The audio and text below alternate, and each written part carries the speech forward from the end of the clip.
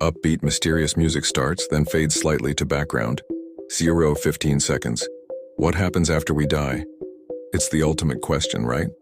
For thousands of years, we've told stories about heaven, reincarnation, or just nothingness.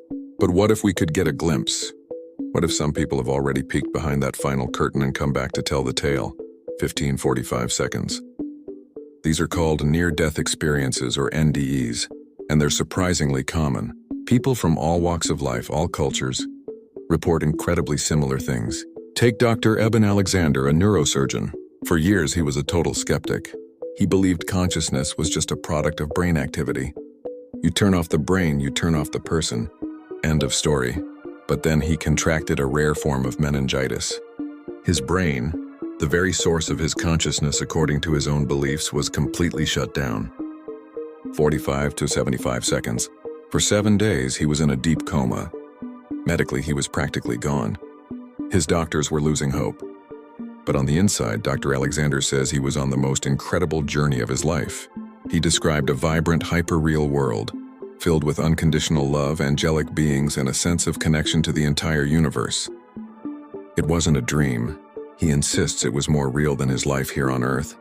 When he finally woke up, he was a changed man. And he wrote a book about it called Proof of Heaven. 110 seconds, and he's not alone. There's the story of Pam Reynolds, a singer from Atlanta.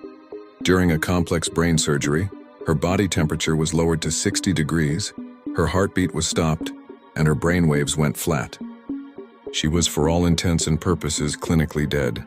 Yet she was later able to accurately describe the surgical instruments used, the conversations the doctors had, and even the song that was playing in the operating room, all while her brain showed no signs of life. How is that possible? 150 seconds. From a medical standpoint, science is still trying to catch up.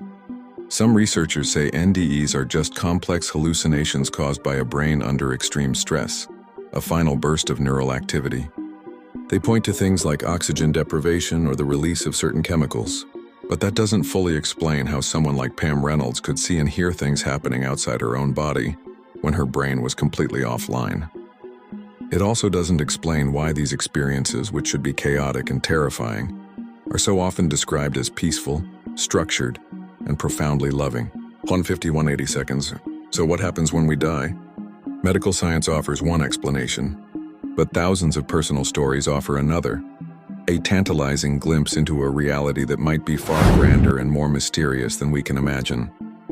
Maybe death isn't an ending. Maybe, just maybe, it's a doorway. What do you think? Let me know in the comments.